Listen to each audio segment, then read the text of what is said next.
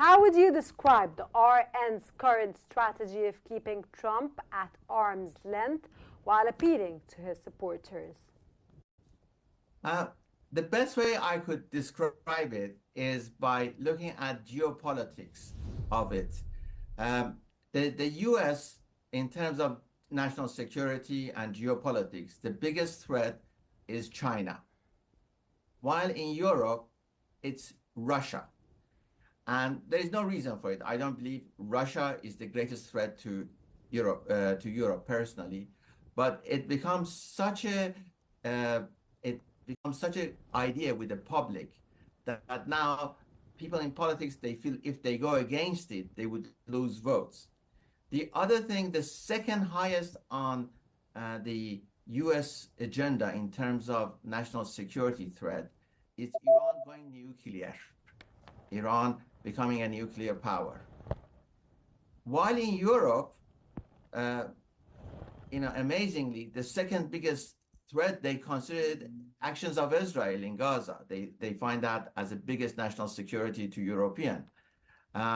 So there is the differences. So people in France, the politicians in France, they feel that they have to, perhaps when it comes to geopolitics or other aspects, at the moment, the public are on different mood to US. So they have to distance themselves from some aspect of President Trump policies.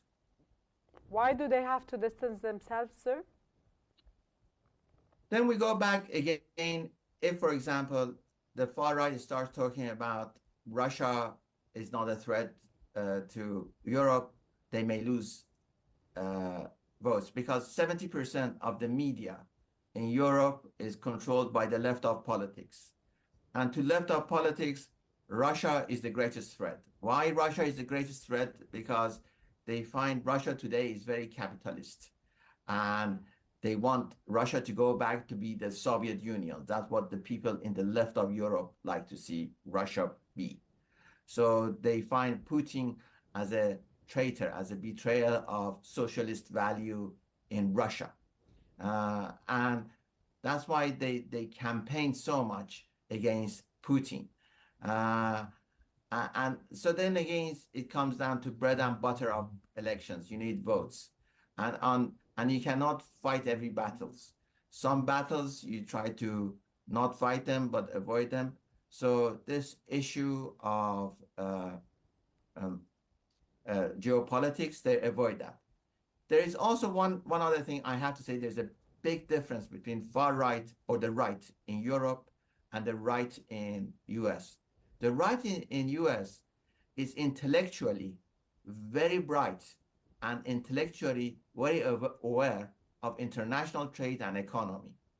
But generally, the right, or generally the politicians, all aspects in Europe are not intellectually that, I don't want to be rude, but they're not very intellectual when it comes to international trade or when it comes to economy.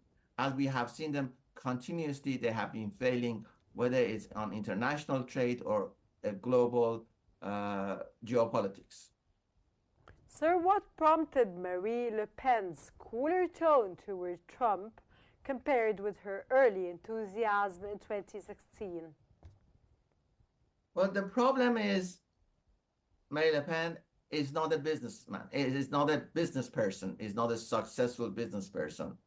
So she doesn't feel comfortable talking about economy and business. All she talks about is immigration, and she has one game, anti-immigration. But actually, how to improve the economy, how to improve the trade, the French trade, international trade, or improving individual lives, she has very little to say. She's not good at doing this. No. So she decided to just stay with one game, and that's being anti-immigrant. Okay, did Bardella's withdrawal from the CPAC show a conscious attempt to avoid extremist baggage?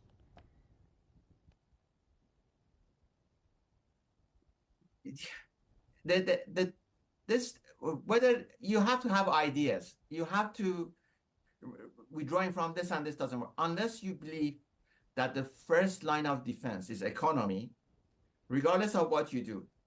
Unfortunately, they don't understand or they don't accept that people want peace and prosperity, and it's very important that they have prosperity. So they want leadership in that aspect. So this idea of withdrawing from that doesn't work. They want to see somebody who could fix the economy, deliver peace and prosperity. But this only happens if that individual really understand business, even more than economy. You have to understand business. Business is applied economy. There are lots of economists who sit behind desk and they could write you, but they've never run a business. Running a business is totally different than talking about business or economy. So we need individuals like President Trump who are business people who've actually made money, lost money, made money, lost money, so they understand the dynamic of money, how money works. But most politicians, again, I go back, I don't want to name them individually, so I refer as most politicians in Europe I have no clue when it comes to business or the dynamic of money. Finally, sir, what does this tension reveal about the challenges populist parties face balancing global alliances with domestic credibility? At the moment, we have generally the public are very unhappy because since 2008, the standard of living has been declining and the decline has not stopped. So it's continuing going down. On the other hand, you see countries like China, which are prospering all the time. And right now they control something like 30% of the world manufacturing. And by 2050, it will be 50% of the world manufacturing. So people who see jobs are going to China and European politicians still embracing globalization, like the European politicians are working for the Chinese government instead of their own people. So there is that gap between politicians and the people. And the most politicians in Europe, again, I say most, have no clue of how to reintroduce industrialization back to Europe. And hardly any of them talk about, so they rather talk about French policies than actually how to go back to become a manufacturing continent in Europe. Babak Emamian, thank you for your insight into how Trump's return is complicating strategy for France's far-right and populist parties across Europe. From London to Marseille, tonight's stories reveal how sovereignty and nationalism can blur when confronted with the gravitational pull of American conservatism. Whether it's Britain's muted response to foreign meddling or the RN's unease dance with Trump, democracies must decide where loyalty lies, with principles or with personalities abroad. That's all for today's edition of In Focus. I'm Rana Qassas. Thank you very much for watching, and we'll see you next time.